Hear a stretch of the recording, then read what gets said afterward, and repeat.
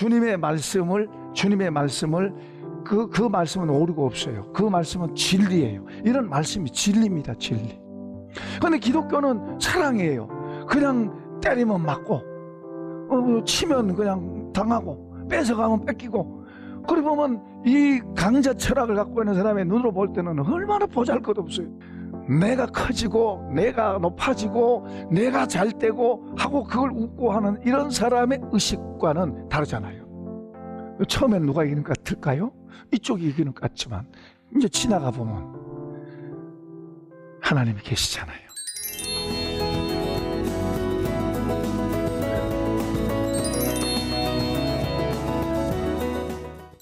자, 이제 또 우리 본문 보도록 하십시다. 19절,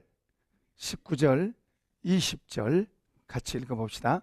내 사랑하는 자들아, 너희가 친히 원수를 갚지 말고 하나님의 진노하심에 맡기라. 기록되었으되 원수 갚는 것이 내게 있으니 내가 갚으리라고 주께서 말씀하시니라. 내 원수가 줄이거든 먹이고 목마르거든 마시게 하라. 그렇게 함으로 내가 숯불을 그 머리에 쌓아 놓으리라. 아멘. 아까도 말씀했습니다마는 우리가 이 진리를 이해하고 있는 사람한테는 이 말이 도전하고 해볼 만한 거다, 좋은 거다 이렇게 하지만은 진리가 이해되지 않는 사람한테는 불가능한 거예요. 이거 말 자체가 안 되는 거예요. 어떻게 이것을 하라고 이걸 이런 말을 다 해놨냐. 이거 말 자체가 안 되는 말을 해놨다고 생각하는 거예요. 그러면서 부정적으로 가는 거예요. 부정적으로. 자, 이렇게 우리 마음이 하나님의 말씀에 부정적이 될 때 내가 하나님과 거리가 멀어지는 거예요. 그건 몰라요. 그러면서도 이런 건 부정해도 나는 하나님 사랑합니다 이렇게 말해요. 그런데 실제로는 말은 사랑한다 그러지만 실제로는 뭐예요? 부정하고 있는 거예요. 그런데 그걸 본인이 모르는 거예요. 그러니까 그만큼 우리가 진리를 아는 것과 진리의 지식을 알고 갖고 있는 것과 진리의 지식을 모르고 갖고 사는 사람과 믿어도 이 차이가 나는 거예요. 그러니까 우리가 그 진리의 지식을 갖고 있지 않으면 자주 잘못한 게 더 많아지고, 진리의 지식을 바로 갖고 알고 사는 사람은 더 하나님 기뻐하신 일을 더 많이 할 수 있게 되고 더 건강한 대로 나아가게 되게 되죠. 이 세상이 원수는 갚아야 된다, 원수는 미워하는 게 당연하고요. 우리의 본성도 원수는 미워하는 거예요. 우리 본성도 나한테 잘해준 사람한테는 나도 잘해주고 나한테 안 좋게 한 사람은 내가 안 좋게 하는 게 우리 본성이에요. 우리 원래 본성이 그렇게 생겼어요. 그리고 세상 풍조도 그래요. 세상 풍조도 악한 것은 악으로, 악한 사람 벌 받아야 되고 나쁜 사람은 망해야 되고 좋은 사람은 상 받아야 되고, 이게 이제 세상 풍조도 그러고 세상의 지식도 그래요. 그리고 우리의 속성도 그렇게 태어났어요, 우리가. 그런데 이제 예수님은 하늘의 것을 가지고 오셔서 하늘의 것을 가르치고 있는 거예요. 그러니까 하늘의 것을 우리가 일반 지식, 세상 지식과 우리 본성대로 갖고 있는 사람이 하늘의 지식에 대한 이것을 받을 때는 튕겨져 나가는 거예요. 이게 맞지 않죠. 부딪히는 거예요. 이게 말이 안 되는 거예요. 말이 이해 자체가 안 되는 거예요. 그래서 주님은 이것을 말씀하세요. 원수를 사랑하라. 그렇게 말씀하세요. 그러니까 내 사랑하는 자들아, 여기 내 사랑하는 자란 말을 특별히 앞에다 붙이시면서 왜 그래요? 너희를 위한 말이다 그 말이에요. 이게 너희를 힘들게 하기 위해서 한 게 아니고 고난받으라고 한 게 아니고 너희를 위해서 하는 말이라는 것을 친근감을 느껴서 사랑한다는 말을 여기다 백성들 붙인 거예요 지금. 그러면서 너희가 친히 원수 갚지 말고 진노하심에 맡겨라. 주님이 내가 원수는 내가 갚을 테다, 주님께 맡겨라. 그러면서 그 다음 구절에서는 원수가 줄이거든 먹여라, 목마르거든 마시게 해라. 미운데 배고프면 먹을 걸 주고 벗고 있으면 입을 걸 주라는 거예요. 이쁜 사람한테는 해주고 싶어서 그렇게 되지만은 미운 사람한테는 걸려 넘어져라 그러고 싶은데, 엎어져 코가 깨져라 그러고 싶은데 오히려 내 것을 갖다가 뭐 먹을 걸 주고 입을 걸 주라 그러니 불가능하죠. 반발이 되죠. 반발이 될 수밖에 없어요. 근데도 주님은 그렇게 말씀하세요. 그러면서 여기서는 너가 숯불을 그렇게 함으로 해서 숯불을 그 머리에다가 쌓는 것과 같다. 내가 선으로 대해주면은, 원수한테 선으로 대해주면은 그 사람 머리에다 숯불 얹어놓은 것 같다는 거예요. 숯불을 하나 두 개 쌓는 거래요. 그러면 그 사람에게 얼마나 큰 고통이 오겠어요. 그러니까 무슨 말이에요? 주님이 갚으신다고 말이에요. 우리가 갚으려고 서로 싸우면 내가 망가져요. 그러니까 그렇게 하지 말라는 거예요. 그런데 이 말에 대해서 주님은 뭐라고 말해요? 이건 주님이 뭐라고 말씀하시는 거 하니까, 그러나 너희 듣는 자, 누가복음 6장입니다. 그러나 너희 듣는 자에게 내가 이르노니 너희 원수를 사랑하며 너희를 미워하는 자를 선하게 대하며 너희를 저주하는 자를 위하여 축복하며 너희를 모욕하는 자를 위하여 기도해라. 기도해라. 그러면서 오직 너희는 원수를 사랑하고 선하게 대하며 아무것도 바라지 말고 꾸줘라. 그리하면 너희 상이 클 것이요 지극히 높으신 이의 아들이 되리니 그는 은혜를 모른 자와 악한 자에게도 인자하시다. 은혜 모르고 악한 사람한테도 똑같이 비주시고 햇볕 주신다는 이야기예요. 하나님 아버지는 똑같이 대하신다는 거예요. 그러면서 우리 보고도 하나님 아버지의 아들이니까 그렇게 해야 진짜 하나님의 아들이 된다는 거예요. 하나님의 아들이라고 말만 그러면 안 되고 그렇게 진짜로 하면 진짜 하나님의 아들로 인정받는다는 거예요. 그러면서 그렇게 합니다. 그러면서 너희 아버지의 자비로우신 같이 너희도 자비로운 자가 되라. 그러니까 이제 지금 원수 사랑이 최고의 절정이에요. 우리가 원수를 사랑할 수 있다 그러면은 그만큼 뭐요? 성숙해 있는 거죠. 성숙해 있는 거죠. 그냥 보통 사람들한테 원수 사랑하려면 기가 막힌다 그래요. 말이 안 되는 거예요. 그런데 이 주님의 말씀 가르침 가운데서도 원수를 사랑하는 것은 최고봉이에요. 최고봉. 그래서 스데반 집사도 돌에 맞아 죽으면서, 여러분 그 돌에 맞아서 피가 터지고 얼굴이 깨지고 몸이 깨지고 죽어가면서도 뭐요? 주여 저들을 용서하소서. 저들을 사랑하는 마음으로 저들을 용서하소서 그러잖아요. 주님도 그러잖아요. 주님도 이것을 가르치셨던 주님도 그렇게 자신을 억울하게, 잘못한 게 아니잖아요. 억울하게 뒤집어 씌워서 죽이고 발가벗기고 죽이고, 그런 속에서도 주님 저들의 죄를 저들에게 돌리지 말고 저들을 용서하라고 기도하시잖아요. 최고의 봉이 최고봉. 원수 사랑은, 그러니까 우리가 다른 사람한테 뭐 하나 주고 아는 것은 할 수 있지만은 정말로 믿고 나한테 엄청난 해를 끼친 원수를 사랑하고 용서하고 또 오히려 더 잘해준다는 것은 최고봉이죠. 그러니까 우리가 한꺼번에 그렇게 다 할 수는 없을지라도 만들어가고 그래서 점점 더 키워가고, 한번 우리 믿는 사람들, 진리를 아는 사람들은 이제 그 말이 당연하겠지만은 우리 믿는 사람들은 이 말을 해요. 한번 합시다. 나는 못해도 하나님이 하신다. 그러니까 하나님 우리 안에서 하시는 거예요. 하나님이 우리 안에서 하게 하시는 것은 진리를 이해하게 되면 그게 이해가 되는 거예요. 그런데 진리 자체가 이해가 안 되면은 하나님이 하게 하신다는 말이 이해가 안 되는 거예요. 그냥 내가 하는 거니까. 내가 사는 거지 하나님이 하는 게 아니에요. 내가 살아가는 삶 속에 하나님 보인 것도 아니고 옆에 있는 것도 아니고. 그러니까 내가 사는데 원수 사랑은, 내가 이 원수 사랑을 어떻게 못하는 거죠. 그보다 더 가벼운 것도 잘 안 되는데. 그러니까 이 최고의 봉의 것은 이제 먼저 진리를 아는, 그래서 앞에서 말했던, 우리가 전 시간에 이야기했던 그런 내용들을 우리가 잘 이해하고 그걸 통해서 진리를 배우고 진리의 보물들을 하나하나 내가 얻고 보물로 보이고 그 보물이 내게 진리라는 걸 알게 되고 그 진리가 우리를 자유하게 하잖아요. 자유하게 하게 되면 이제 더 깊어지면 뭐요? 원수도 사랑하게 된다 그 말이에요.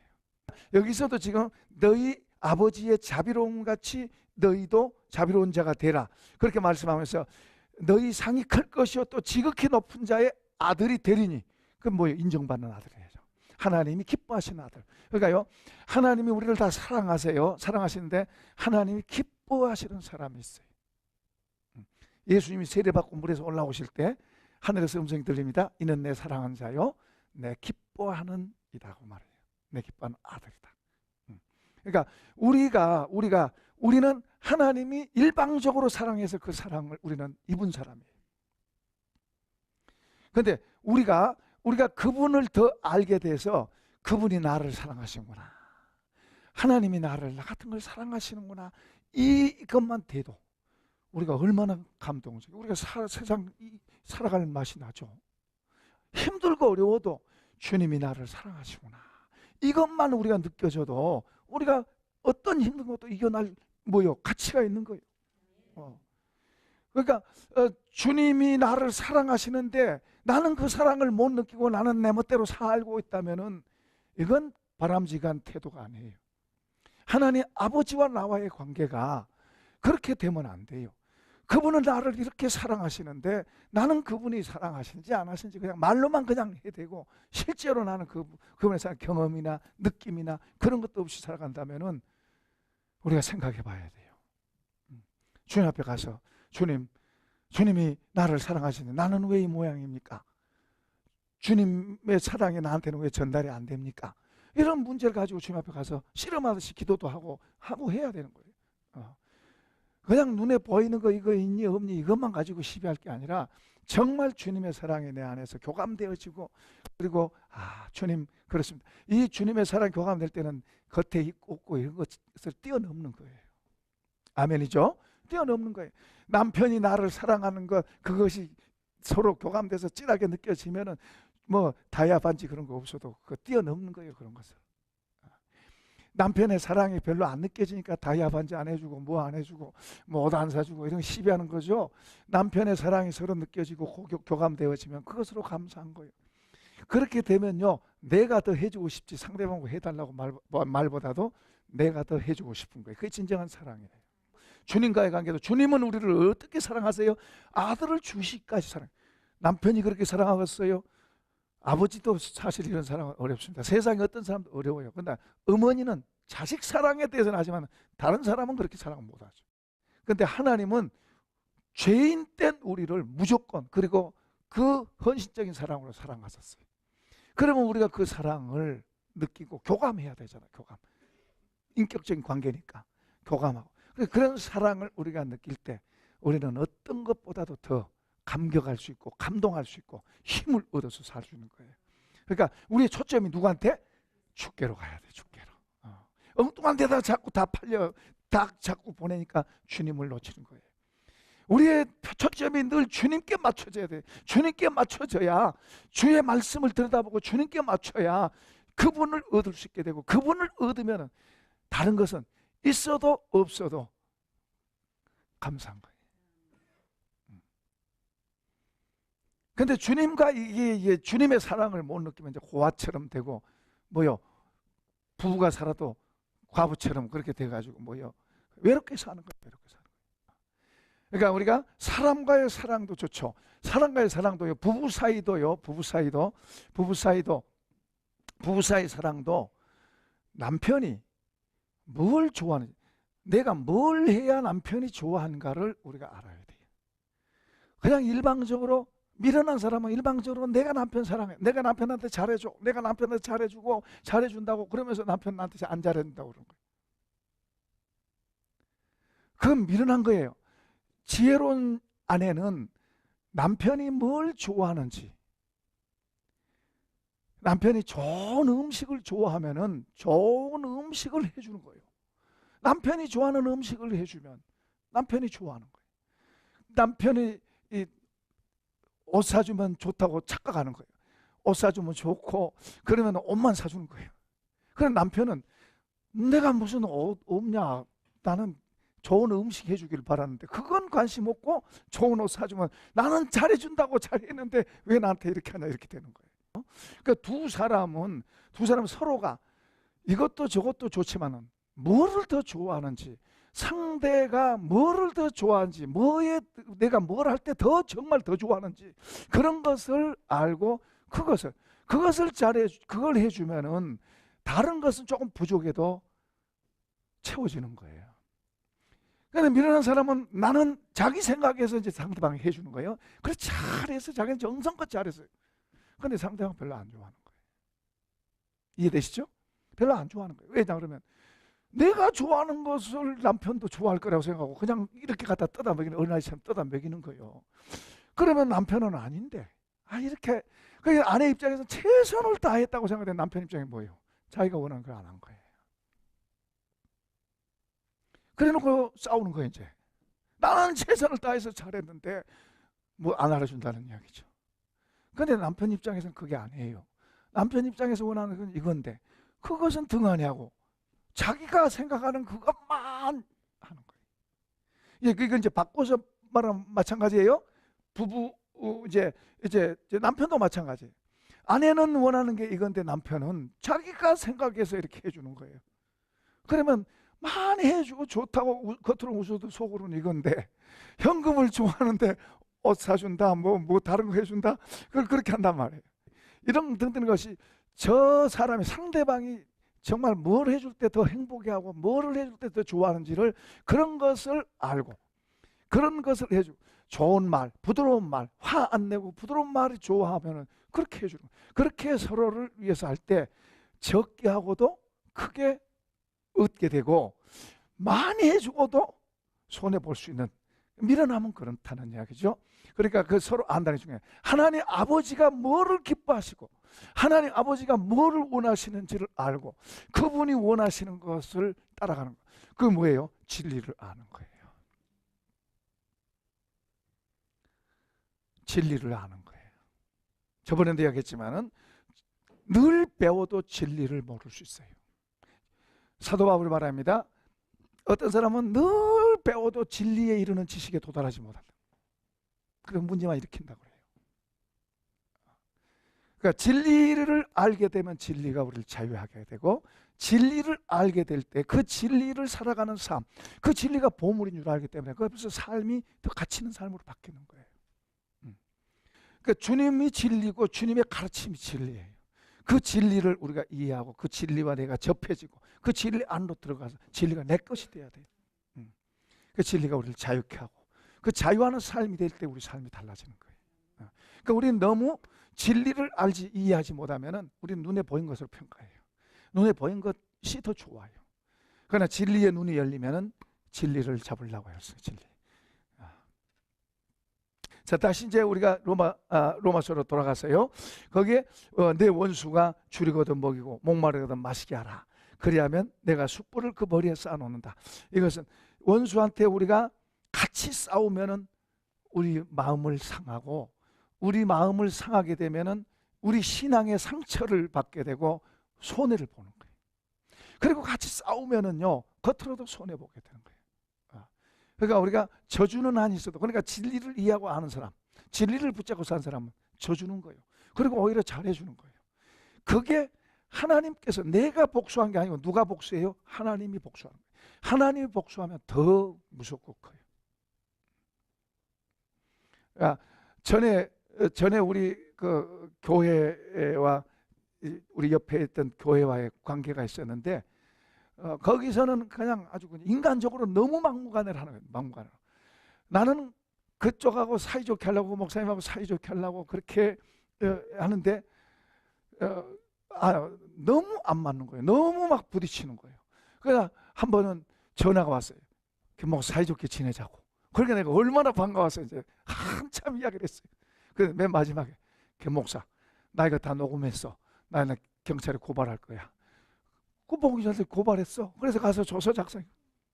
그 아무 혐의 없으니까 나오면서는 또 이제 무고잖아. 이거 무고. 이거 막 또 이제 막 이렇게 또 콩 바르고 꿀 바르고 하는 거예요, 말로. 그때는 우리 집사님 한 분이 그 안내 서고 있다가 힘들어가지고 너무 울고 올라와서, 목사님 어떡해요? 네, 그랬어요. 이게 사람 일 같으면 내가 안 참아도 안 참다. 그러나 하나님이 아시니까, 우리가 하나님이라는 사람들이다. 그러니까 우리는 선으로 대하자. 좀 참자. 나중에는 자기들끼리 싸우고 자기들끼리 교회가 없어져 버렸어요. 교회 자체가 없어져 버렸어요. 자기들끼리 싸우고 자기들끼리 엎어지고 자기들끼리 해가지고 나중에 그 동서를 만났는데 동서가 고발해서 감옥에 있더라고, 감옥에. 그러니까 우리가 여기 지금 여기 보세요. 저는 이런 것을 여러 번 경험해 왔어요. 그러니까 우리가 서로 싸울 필요 없어요. 싸우면 우리 손해요, 서로. 그냥 축복해주고, 우리가 할 수 있다면 축복해주고 좋게 대해줘요. 그러면은 하나님께서 공의로운, 저번에 그 처음에 소도에서 이야기했죠. 하나님, 우리가 믿는 하나님은 선악간에 의와 불의를 가르고 정확하게 구별하신 분이라고. 우리가 그런 분을 우리가 믿는 분이라고 그랬어요. 그러니까 우리가 심판하려고 우리가 뭐 옳고 그런 거를 가릴 게 아니라 하나님이 하실 수 있도록 우리는 선으로 대하는 거예요. 우리 이제 가족에서도, 가족과의 관계도 그렇죠. 이웃과의 관계도 그럴 수도 있고, 또 심지어는 교우 관계에서도 그럴 수 있어요. 그러니까 우리는 하나님 벌 주시에 그렇게는 하지 말고 이제 이 선으로 대하고, 이제 악한 사람들, 원수들, 악한 사람에 대해서도 우리는 어떻게 해야 돼요? 선으로 대해주고 하면 하나님께서 모든 선악간의 것을 판단하게 되면 그때는 더 무서운 거예요. 그때는 더 무서운 거예요. 그러니까 우리는 우리가 하려고 그러지 말고 누가 하게 하시게 해라? 하나님이 하시게 해라. 그럼 우리는 또 오히려 더 그런 걸 통해서 더 깊은 은혜 안으로 들어가요. 하나님의 더 깊은 세계, 그 하나님의 품 안으로 더 깊이 들어가게 되는 거죠. 그런 걸 통해서. 그러니까 때로는 고난이 우리에게 와도 고난 때문에 막 똑같은 이야기예요. 고난 때문에 힘들다 어렵다 하다가 너 때문이다 불평하고 원망하고 그러면 스스로 손해예요. 고난이 와도 묵묵하게 참고 인내하면서 하나님이 뭐라고 말씀하시지, 하나님 이럴 때 어떻게 하라고 하는지, 그러면서 그런 것을 보고 배우고 그렇게 가면 고난도 우리에게 유익이 될 줄로 믿습니다. 고난은 지나가도록 돼 있어요. 지나가고 나면 뭐가 남아요? 고생만 신컬했고 손해만 받고 힘만 들었고 아무것도 남은 것도 없네. 그러면 안 돼요. 뭔가는 손해받고 뭔가는 잃었어도 우리 안에 하늘의 보물들, 하늘의 진리는 우리 안에 더 귀하게, 더 값지게 속에 들어있고 남아있고 그걸 붙잡아야 될 줄로 믿습니다. 그러니까 보이는 것이 아니 보이지 않는 것을 갖고 보이지 않는 것으로 살아가는 그 삶, 그것이 우리를 진짜로 만드는 거예요. 그리고 길게 볼 때 이 보이지 않는 걸 갖고 있는 사람은 길게 볼 때 점점 더 크게 잘 될 수 있는 거예요. 겉에 것 갖고 자랑하고 겉에 것 갖고 하는 게 아니에요. 우리가 싸구려가 되려면 겉에 것 갖고 자랑하세요. 싸구려가 되려면 겉에 것 추구하고 사세요. 그런데 정말로 하나님의 자녀가 되고 값진 하나님 가치 있는 사람이 그런 하나님의 보물이 되고 보석이 되고 싶거든 보이지 않는 것을 봐요. 그 진리예요. 그 진리를 보고 그걸 붙잡고 그 보물들을 우리가 소유해야 돼요. 기도라고 하는 거, 여러분 기도하라 그래도 기도 잘 안 되잖아요. 기도라고 하는 그게 정말 귀한 보물이에요. 굉장히 귀한 무기도 되고 보물인데 그런 기도의 보물인 걸 알고 그걸 여러분이 갖고 그것을 여러분이 쓰고 있어야 돼요.